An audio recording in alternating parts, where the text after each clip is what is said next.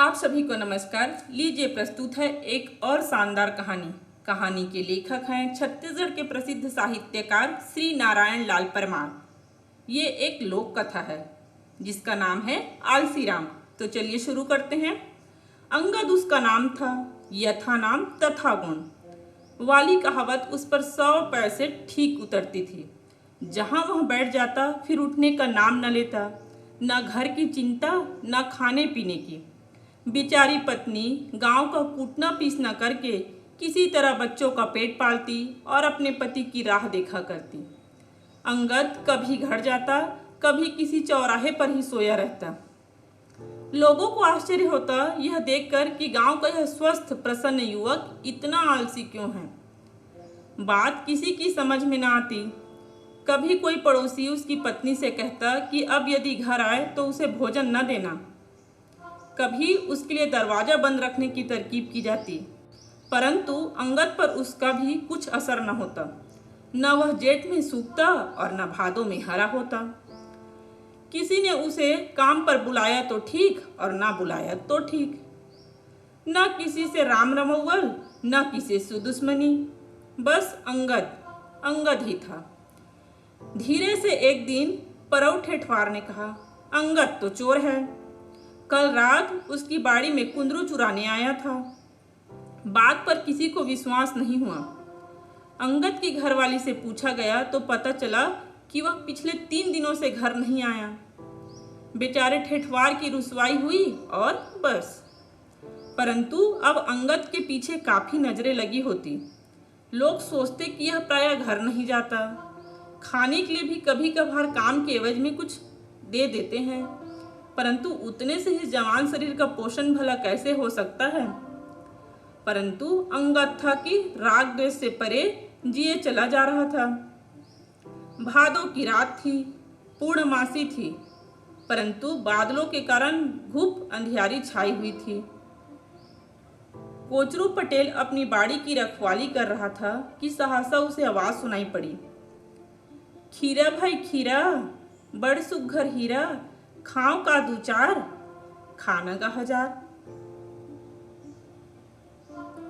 फिर उसे आवाज सुनाई पड़ी, खीरा भाई खीरा, बड़ सुघर हीरा, खावा का 2-4, खाना का 1000। उसके बाद कुछ खीरे तोड़कर खाए गए और फिर सन्नाटा छा गया। उपयुक्त कथन का आशय यह था कि ओ खीरे के अनमोल पेड़, मैं 2-4 खा लूं क्या।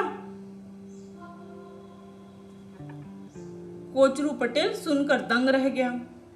पहले सोचा कि कहीं भूत प्रेत न हो। बाहर निकलकर ललकारने की हिम्मत न हुई और खीरे खाने वाला खाकर चला गया। प्रातः जब उन्होंने गांव के लोगों से इस बात की चर्चा की तो किसी ने कहा, हो न हो सपना देखा होगा। और फिर उस गांव तथा आसपास कोई न कोई ऐसा सपना कभी कभी देखने लगा। मांग आ गया। कछार में कलिंदर लगाए गए। रखवाली होने लगी। एक रात को महंगू ने अपनी बाड़ी में सुना,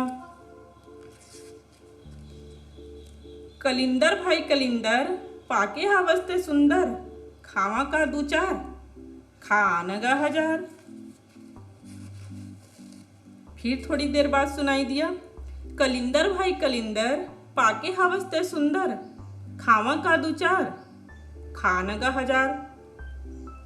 ओ भाई कलिंदर, तुम सुंदर हो, पक चुके हो, खा लूं क्या 2-4? एक क्या, खाओ ना 1000। और उसके बाद 2-4 कलिंदर तोड़कर भागने की आवाज। इस घटना ने अंगद को चोर सिद्ध कर दिया। बेचारा, गांव में पंचों की बैठक हुई। आखिर इस अंगद को क्या सजा दी जाए। दिखने में तो यह चोर नहीं दिखता। आखिर पंच साहब ने पूछा अंगद से, तुमने चोरी की है या नहीं।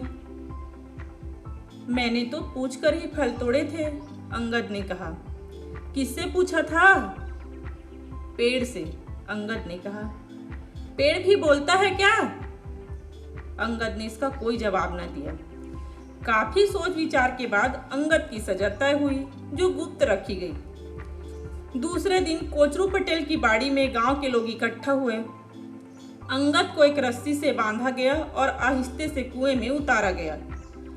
जब अंगद पानी की सतह पर पहुंचा तो ऊपर से एक आवाज दी, कुआं भाई कुआं, तोर नाम ले कापे रुआ, डुबकनिया खावा का दो चार, खवाना गा हजार।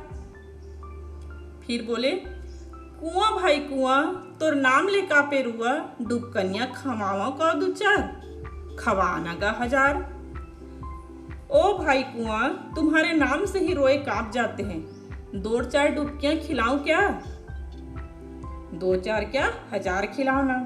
और उसके बाद अंगद को दो चार डुबकियां खिलाई गई और पूछा गया, क्यों अंगद, अब जी भरा या नहीं? अंगद ने क्षमा प्रार्थना की, उसे ऊपर लाया गया। लोग खूब हंसे। अंगद चुप, शर्म से उसने अपना सिर नीचा कर लिया। फिर तो अंगद काम में जुटा सो जुट ही गया। पत्नी खुश, बच्चे खुश और सारा गांव खुश। परंतु अब भी अंगद आलसी राम के नाम से पुकारा जाता, जबकि वह रात दिन काम में लगा रहता। अंगद को अपने इस नाम की भी परवाह नहीं थी, मानो वह अपने भूतकाल को भूल गया था और जुट गया था स्वर्ग बनाने में, अपने गांव को और अपनी धरती को। तो आलसी राम की यह कहानी आपको कैसी लगी, मुझे कमेंट करके जरूर बताइएगा। मिलती हूँ एक और पुरानी और शानदार कहानी के साथ। आप सभी को राम राम और जय जोहर। कहानी अच्छी लगी तो कमेंट करना, लाइक करना और शेयर करना ना भूलिएगा।